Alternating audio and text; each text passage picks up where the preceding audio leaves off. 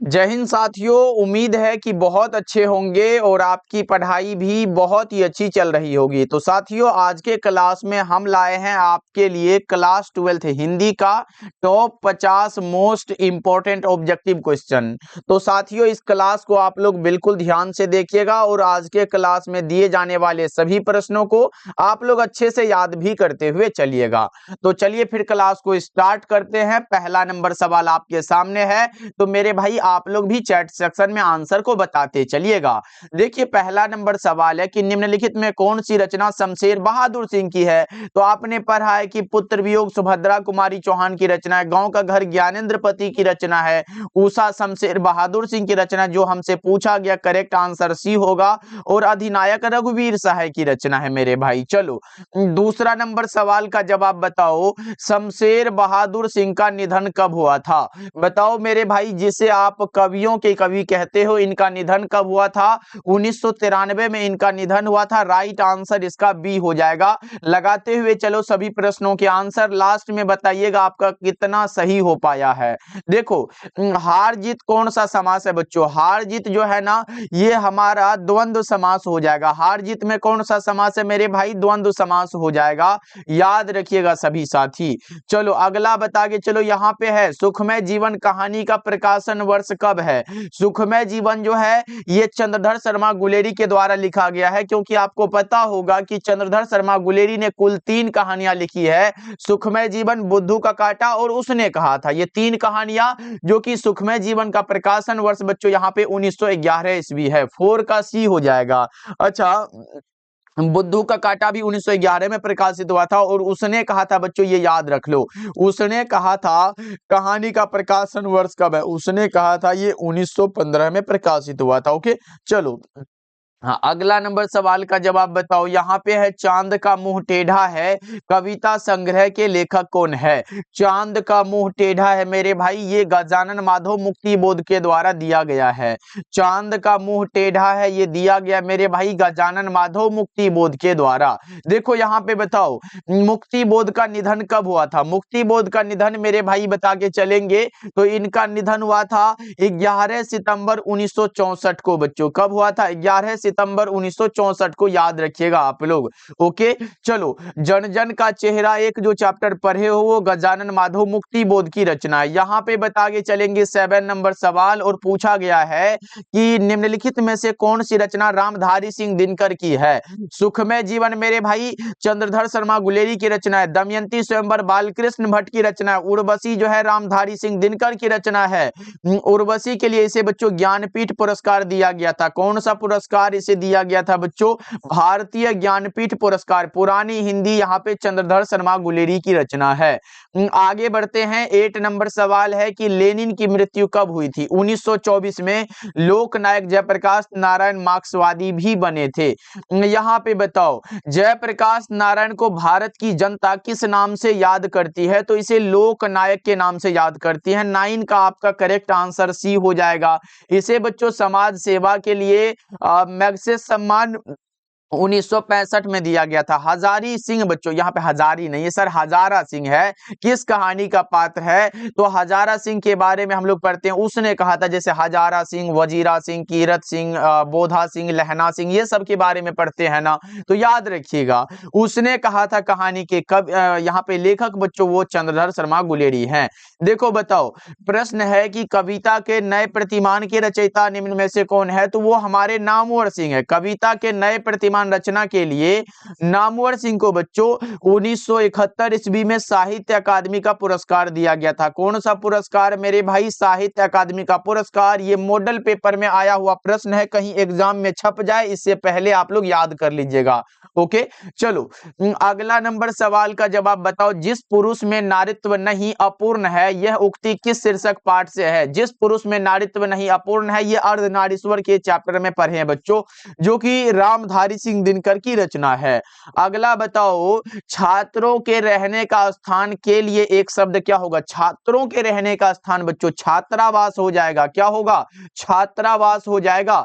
चलो ये बताओ, भला बुरा शब्द कौन सा समास है। भला बुरा में समास बताओगे ना, तो वो द्वंद्व समास हो जाएगा। राइट आंसर आपका बी हो जाएगा।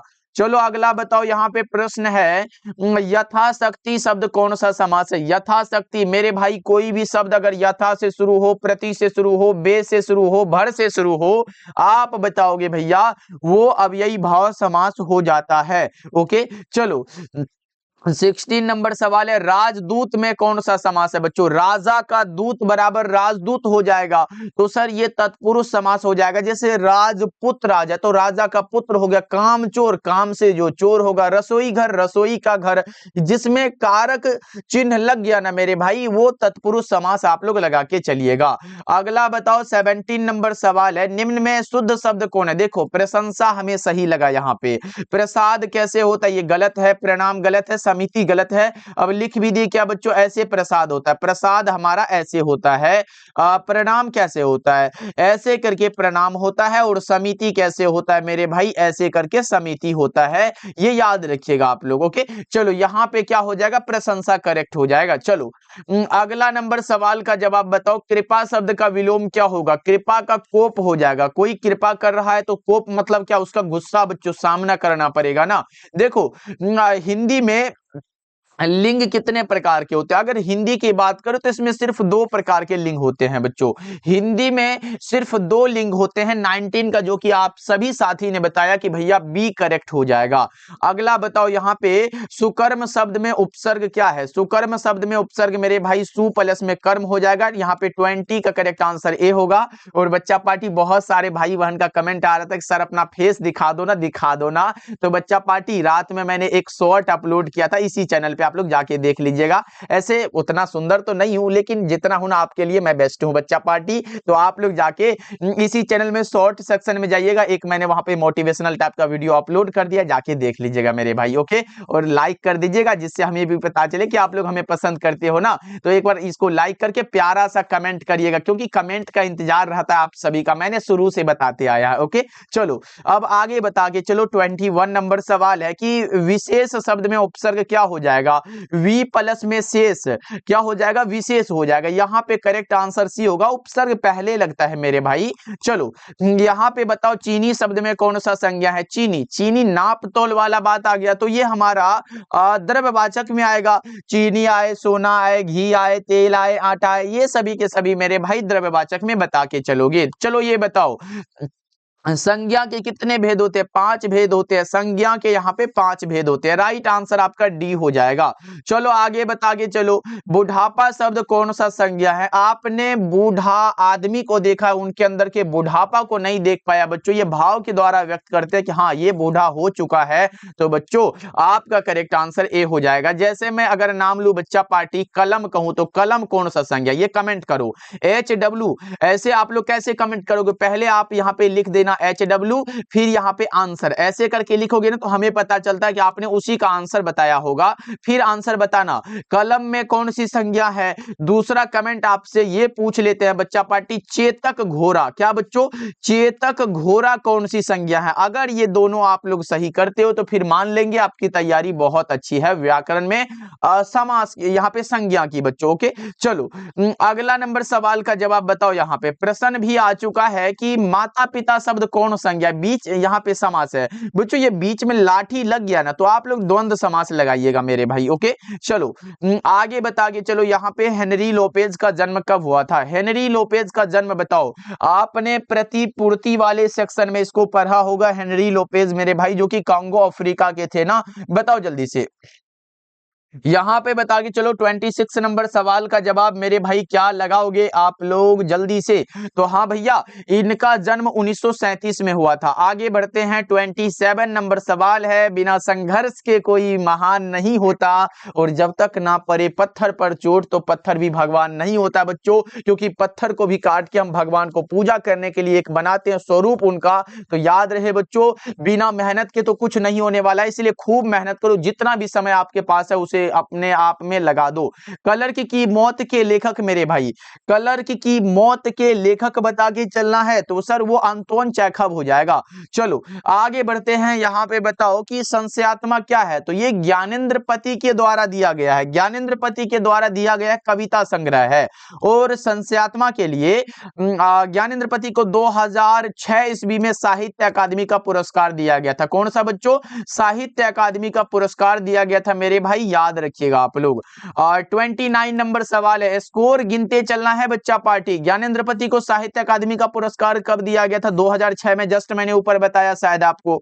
चलो आगे बढ़ते हैं, यहां बताओ अशोक वाजपेयी की रचना निम्न में से कौन है? अशोक वाजपेयी की रचना बच्चों कौन यहाँ पे है? समय के पास समय, कविता के नए प्रतिमान, नौकर की कमीज। तो ये विनोद कुमार शुक्ल की रचना है बच्चों, ये विनोद कुमार शुक्ल की रचना है। और ये बच्चा पार्टी ये नामवर सिंह की रचना, किनकी है? नामवर सिंह की रचना। तो बच्चा कौन सा? ये हो जाएगा समय के पास समय। ओके चलो आगे बढ़ते हैं, अगला बता के चलो। यहाँ पे प्रश्न है कि अशोक वाजपेयी का जन्म स्थान कहाँ है? वही वाला बात हो गया बच्चों जो यहाँ पे गद्य कविता लिखे हैं, जल्दी से बता के चलो अशोक वाजपेयी का जन्म कहाँ हुआ था, जल्दी से बता के चलेंगे।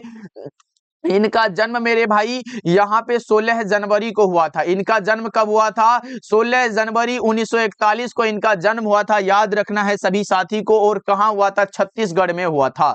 चलो आगे बता के चलो, प्रश्न है कि नौकर की कमीज, मैंने तो बताया ऊपर में कि ये विनोद कुमार शुक्ल की रचना है। 32 का हमारा करेक्ट आंसर ए हो जाएगा।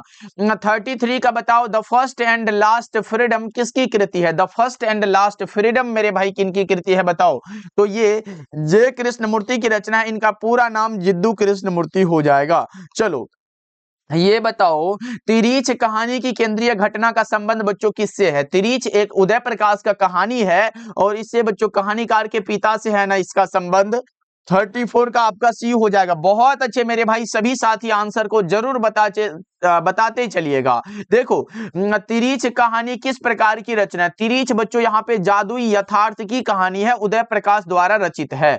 अगला बताओ, जूठन पाठ में स्कूल के हेडमास्टर का नाम क्या था? कलीराम नाम था। क्या नाम था? एक बार आया था कि कलीराम जो है किस पठित पाठ का पात्र है। तो बच्चों आप इसमें जूठन में पढ़ते हो इसके बारे में। जूठन एक प्रकार का क्या है? आत्मकथा है। कैसा आत्मकथा है मेरे भाई? ये दलित आत्मकथा है, याद रखोगे ना। चलो आगे बढ़ते हैं, 37 नंबर सवाल है, 1995 में परिवेश सम्मान बच्चों किसे प्राप्त हुआ था? ओम प्रकाश वाल्मीकि को। 37 का आपका डी करेक्ट हो जाएगा। ओके चलो अगला नंबर सवाल का जवाब बताओ, आलोचना त्रैमासिक के प्रधान संपादक कौन थे? तो वो हमारे माने जाते यहाँ पे आलोचना त्रैमासिक है, नामवर सिंह हो जाएगा बच्चों। जनयुग पत्रिका के संपादक भी बच्चों ये नामवर सिंह ही माने जाते हैं, याद रखेंगे आप लोग। यहाँ पे है हिंदी साहित्य का समन्वयवादी कवि किसे माना जाता है? तो वो तुलसीदास को माना जाता है। हिंदी साहित्य का सूर्य जो है वो सूरदास को माना जाता है। हिंदी साहित्य का बच्चों कवियों के कवि यहाँ पे शमशेर बहादुर सिंह को माना जाता है। जैसे ही यहाँ पे प्रेम के पीर के कवि के नाम से जाने जाते हैं। बालकृष्ण भट्ट हिंदी साहित्य के एडिसन के रूप में जाने जाते हैं।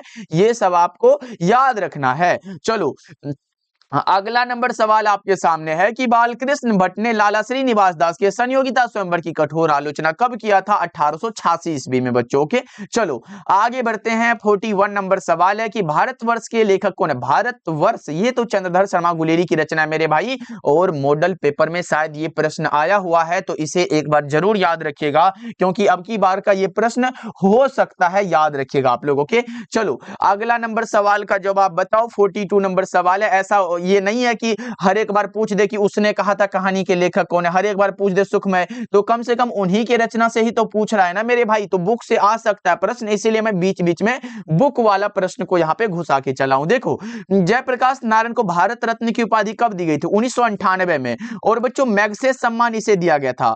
कब, कौन सा दिया गया था? मैग्सेसे सम्मान दिया गया था। अच्छा कब दिया गया था भैया बता दो? ये भी 1965 में दिया गया था, समाज सेवा के लिए मेरे भाई। ओके याद रखिएगा आप लोग। चलो आगे बढ़ते हैं, अगला नंबर सवाल का जवाब बताओ, राष्ट्र कवि के रूप में कौन जाने जाते हैं? वो जाने जाते हैं हमारे रामधारी सिंह दिनकर, और लोकनायक के रूप में जाने जाते हैं हमारे यहाँ पे जयप्रकाश नारायण। ओके चलो 44 नंबर सवाल है, उत्तर प्रियदर्शी नाटक के नाटककार कौन है? उत्तर प्रियदर्शी नाटक के नाटककार सच्चिदानंद हीरानंद वात्स्यायन अज्ञे जी हो जाते हैं, आपको तो याद रखना है। सुभद्रा कुमारी चौहान का प्रतिनिधि कविता संग्रह कौन सा है? ये हमारा मुकुल हो जाएगा। मुकुल के लिए इसे हिंदी साहित्य सम्मेलन का शेखसरिया पुरस्कार भी दिया गया था 1930 ईस्वी में मेरे भाई। यहाँ बताओ, यहाँ पे जयशंकर प्रसाद की सफलतम नाट्य कृति कौन सी है? सफलतम नाट्य कृति ध्रुव स्वामिनी है क्या? बिल्कुल मेरे भाई। चलो अगला नंबर सवाल का जवाब बताओ। यहाँ पे है कि अष्टयाम के लेखक कौन है? अष्टयाम आए और एक बरस भक्तमाल। बच्चों ये दो रचना याद रख लो, भक्तमाल आए और या फिर आपके सामने अष्टयाम आए या फिर आपके सामने यहाँ पे छप्पे आ जाए, ये तीनों याद रख लो मेरे भाई। और ये हो जाएगा हमारा यहाँ पे नाभादास की रचना है। छप्पे जो रचना है वो रचनाकार नाभादास जी हैं, याद रखिएगा। ये तीन रचना इनका बहुत इंपॉर्टेंट है। और बच्चों अष्टयाम किस भाषा में? ब्रज भाषा में लिखा गया है, याद रखना है आपको। ये बता के चलो, तुलसीदास का निधन कब हुआ था? तुलसीदास का निधन देखो 1543 में इनका जन्म हुआ था, 1623 में निधन हुआ था। तो निधन पूछा, ये वाला करेक्ट हो जाएगा। तुलसीदास के मूल नाम या फिर बचपन का नाम राम बोला था, माता का नाम हुलसी था, पत्नी का नाम रत्नावली, पिता का नाम आत्माराम दुबे था। ओके बच्चों, चलो अब आगे बढ़ते हैं। 49 नंबर सवाल है, पद्मावती के लेखक। अब सभी साथी ने लगा दिए होंगे कि भैया आप जैसी को टिक कर दो, फिर हम कहेंगे कि बच्चा पार्टी आपका तो गलत हो चुका है, क्योंकि पद्मावत आएगा तो ना आप लोग जैसी लगाओगे। अभी तो आपका करेक्ट आंसर यहाँ पे बालकृष्ण भट्ट होगा, क्योंकि पद्मावती आए तो बालकृष्ण भट्ट लगाओगे और पद्मावत आए तो आप लोग मलिक मोहम्मद जैसी बताओगे। एकदम दोनों को याद रखिएगा मेरे भाई। चलो 50 नंबर सवाल है, जगदीश का संधि विच्छेद क्या होगा? जगत का जो इस होगा, तो ये वाला करेक्ट हो जाएगा हमारा, बिल्कुल सही आंसर है। ओके बच्चों, सर व्याकरण का एक प्रश्न काहे लगा दिए, ये भी बुक का ही ले लेते, आप तो बड़ा तेज हो रहे हो। चलो कोई बात नहीं, अगले क्लास में हम लाएंगे 50 व्याकरण का ही सवाल। व्याकरण, सिर्फ व्याकरण से बच्चों, जो ज्यादातर रिपीट होते हैं एग्जाम में। ओके बच्चों, क्लास कैसा लगा कमेंट करके बताइएगा और चैनल में जाके वो शॉर्ट वाला वीडियो देख लीजिएगा हमारा। ओके बच्चों, और कमेंट करिएगा प्यारा प्यारा। मिलते हैं फिर अगले क्लास में बच्चों।